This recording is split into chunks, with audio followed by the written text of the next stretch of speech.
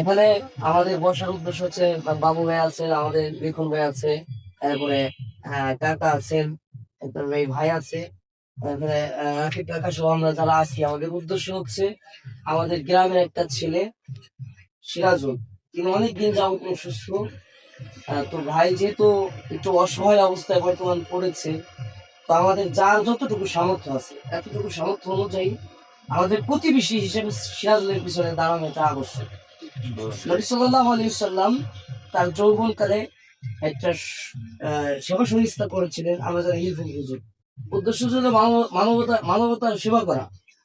তিনি মানবতার ফেরিওয়ালা হয়ে মানুষের দ্বারে দ্বারে সেবাকে পৌঁছে দিয়েছে। মানবিক মর্যাদার সর্বোচ্চ শিখরে তিনি আরোহণ করেছিলেন। তা আমাদের উচিত হচ্ছে সিরাজুল ভাইয়ের পিছনে, তার পিছনে দাঁড়ানো, তার পাশে দাঁড়ানো, তার জন্য কিছু করা। দেখেন আমরা অনেক আশ্চর্য লাগে যখন মারা যায় আমাদের প্রতিবেশীরা, আমরা কিন্তু আমাদের প্রতিবেশীর জন্য ক্রিয়া করি। যদি গরিব হয় আশেপাশে সবাই টাকা দিয়া তার জিয়াফতের ব্যবস্থা করি, যেটা আমাদের বাসায় ফয়দা করি।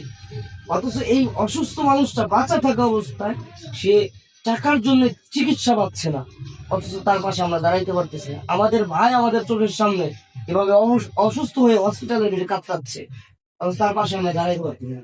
এই জন্য এখানে আমরা যে যারা আছি সাক্ষাৎ আপনাদের পক্ষ থেকে উপস্থিত হয়েছি, বাবু ভাই, লিখন ভাই, তারপরে রাকিব কাকা, এই যে এই ভাই। আমাদের উদ্দেশ্য হচ্ছে যদি সবাই আমরা অল্প অল্প, কেউ 50 টাকা দিই, 100 টাকা দিই, আমাদের একদিনের চা আর সিগারেটের বিল 50 টাকা, সবাই যদি আমরা 100, 200, 50, 100 যে যা পাবে এটা দিয়ে যদি হেল্প করি, তাহলে আমাদের সিরাজুল ভাই একটা চিকিৎসা পাবে। কি মনে করেন আপনি? ইনশাল্লাহ আমরা শুধু সিরাজুল না, আমরা আমাদের গ্রামের প্রতিটা ছেলের পিছনে, প্রতিটা মানুষের পিছনে ইনশাল্লাহ সেবার জন্য আমরা কাজ করবো ইনশাল্লাহ। আমি আমাদের পক্ষ কিংবা আমাদের প্রবাসী দেশি ভাইদের পক্ষ থেকে আমরা ইনস্টল এটার উদ্যোগ নিচ্ছি। দেখা ভালো।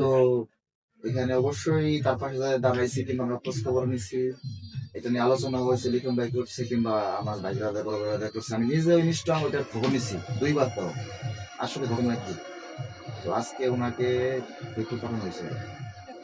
তো এখন কি অবস্থা জানি না, তো অবশ্যই আপনারা আসছেন, আমরাও আগাইছি এবং আরো যারা আসবে প্রত্যেকটা মানুষের পাশে দাঁড়ায়, আমরা এই আশা কামনা করতেছি এবং সবাই যেন এখানে সাহায্যের হাত বাড়াইব।